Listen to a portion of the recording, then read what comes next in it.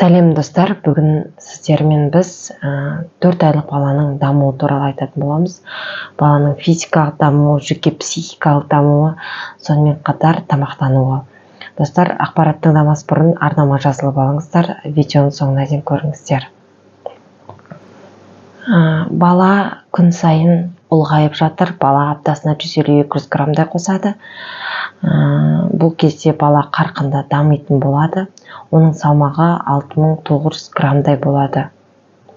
Бала салмағы. Бала әртүрлі дыбыстарға қарап, өзінің эмоциясын білдіре бастайды. Бала бұл кезде 4 айында ымдау дыбыстарын шығара бастайды. Яғни бала анасымен кәдімгідей қарым-қатынасқа, диалогқа түседі. Бала бұл кезде қолын созып, ойыншықтарды ұстап, ойыншықтарға талпына бастайды. Бала бұл кезде қатты күледі, қатты дыбыстар шығарады. Яғни кәдімгідей оның күлгені дауыстап шығады. Ары-бері аунайды, алдыға кішкене аунауға бір бүйірімен икемделеді. Жалпы негізі 3 айдан бастап басталады. Аунау кейбір активті, балаларды активный деп айтып жатамыз. Ал жалпы 4 айында бұрылуға, аунауға қатты бала икемделеді.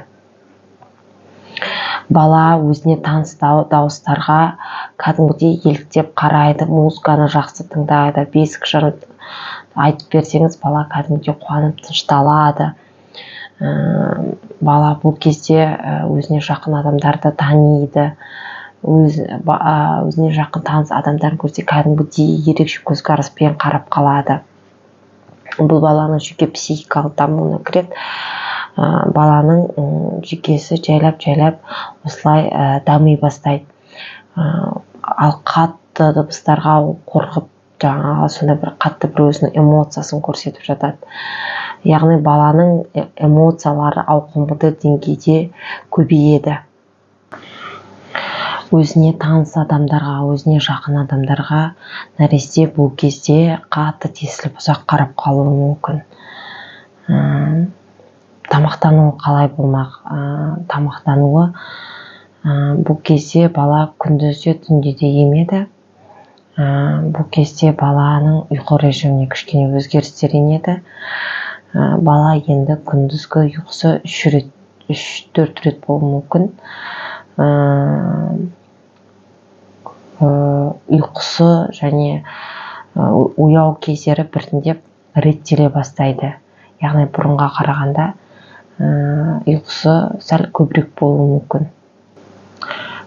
4 айлық бала өзіне таныс адамдарға бұл кезде тесіліп қарап қалады. Яғни ұзағырақ қарай бастайды. Қызықтап дегенде. Бұл кезде баланың тамақтану режимінде, яғни күндізде, түнде де бала еңбек беретін болады. Ұйқы режимі күндізгі уақыт 3 рет ұйықтауы мүмкін. Бала анасына қарай талпынатын болады, анасына қарай созылатын болады. Яғни ойыншықтарды қолымен ұстап, сондай бір жақсы сезімдерді бойына қалыптастыра бастайды.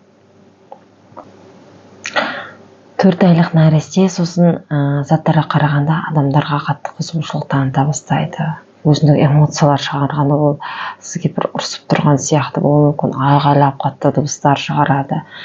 Сосын тағы да бір нәрсе, ол 4 айлық балада деп жаңағы сілекейіне қағалып қалу пайда болады. Бұл бір жөтел сияқты болуы мүмкін, бірақ бұл жөтел емес.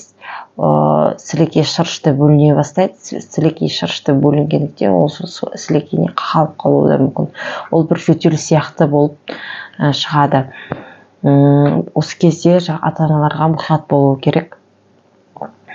Соны сілекейге қағалып жатыр ма, әлде кәдімгі жөтел ме, соны айыра білуіңіз керек.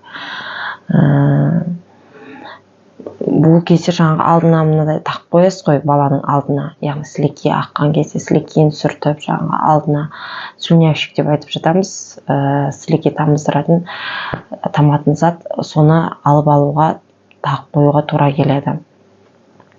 Бұл кезде бала аунаған кезде ішімен жатқызып қойған кезде шынтақтарын тіреп алады. Кейбір балалар қолын ұстап, қолы ашық болған кезде қолын ұстап, бір жаңағы сұқ саусағын аузына тығып соруы да мүмкін.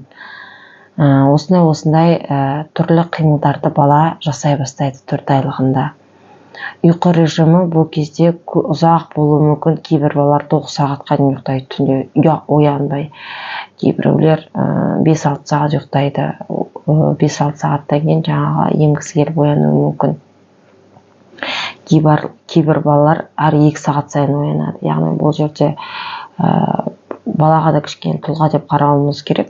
Бұл жерде ол да бір дамушы тұлға болғандықтан әр уақытта ұйқы режимі әртүрлі болуы мүмкін.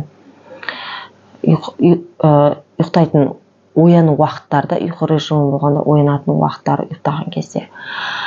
Достар, сіздерге бар беретін ақпаратым осы. Көргендеріңізге рахмет. Арнама жазылуды ұмытпаңыздар.